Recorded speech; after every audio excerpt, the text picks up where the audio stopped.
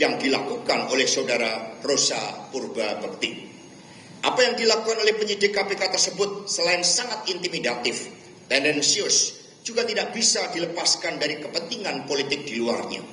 Dalam panggung besar politik di Indonesia, apa yang terjadi tidak bisa dilepaskan dari sikap-sikap politik yang saya sampaikan sebagai Sekretaris Jenderal DPP PDI Perjuangan.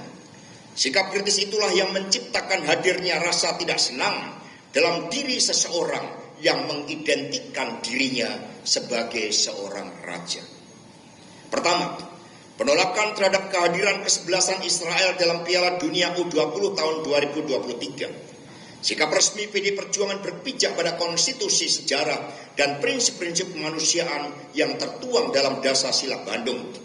Pembebasan dan kemerdekaan Palestina adalah komunika politik yang ditandatangani oleh pemerintah Republik Indonesia dalam Konferensi Asia Afrika tahun 55 di Bandung. Ini yang kita tandatangani bersama dengan 29 negara yang lain.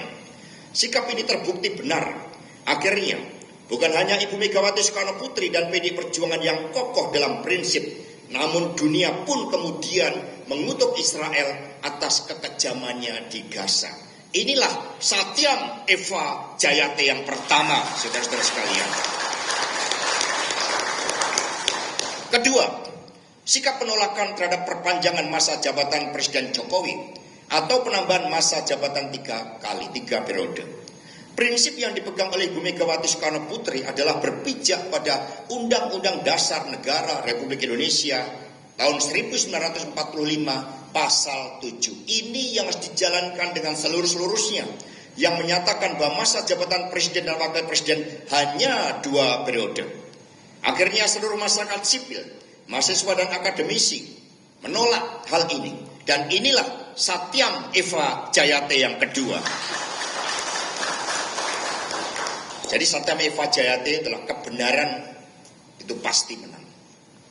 Itu yang kita pegang. Ini adalah prinsip-prinsip kebenaran yang kita junjung tinggi. Yang ketiga, ketika konstitusi dikebiri dan demokrasi terancam mati melalui keputusan MK nomor 90 tahun 2023, inilah abuse of power dengan menggunakan hukum dan diduga penuh dengan intimidasi dan penggunaan kekuatan kapital akibat campur tangan Presiden Jokowi dan Ketua MK saat itu Anwar Usman. Sikap tegas Ibu Megawati Soekarno Putri terjadi karena ketaatan pada peraturan perundang-undangan. Apa yang terjadi di MK ini akhirnya tercatat sebagai titik paling gelap dalam sejarah demokrasi Indonesia. Dan inilah Satyam Eva Jayate, sebab konstitusi itu memiliki roh. Dan sekiranya itu dilanggar melalui abuse of power, maka bisa menciptakan krisis. Kita yang tidak menginginkan itu, maka kita juga akhirnya berproses, meskipun itu semua adalah prosedural. Keempat, masyarakat Indonesia mencatat bahwa di dalam Pilpres dan Pileg tahun 2024 serta Pilkada 2025, berbagai penggunaan mesin politik yang bukan partai politik kembali terjadi. PD Perjuangan menyampaikan begitu banyak catatan gelap atas praktek demokrasi prosedural yang berwatak otoriter populis ini. Masyarakat mencatat begitu masif intimidasi yang dilakukan terhadap kepala desa, anggota legislatif, jurnalis, tokoh-tokoh pro-demokrasi, para pengusaha, hingga kepala daerah. Bahkan bujuk rayu melalui bansos pun dilakukan untuk membius kesadaran rakyat. Ini berita di salah satu media nasional hari ini. Korupsi kepala desa yang kemudian ini menjadi alat sandera.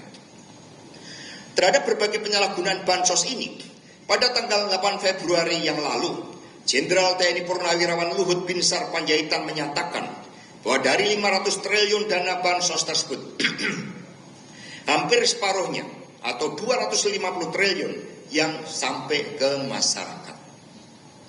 Inilah penyalahgunaan keuangan negara dalam proses elektoral. Ini yang seharusnya juga menjadi perhatian. Hadirin dan seluruh masyarakat Indonesia yang kami cintai dan banggakan, PD Perjuangan sangat menghormati KPK. KPK punya misi mulia untuk memberantas korupsi dan menegakkan akhlak bangsa. KPK didirikan oleh Presiden Megawati Soekarno Putri bukan untuk dengan wajah yang seperti saat ini. KPK seharusnya fokus untuk menangani kasus-kasus korupsi besar seperti illegal logging, kemudian tambang-tambang ilegal, judi online, narkoba, dan lain-lain yang diduga banyak melibatkan aparatur negara.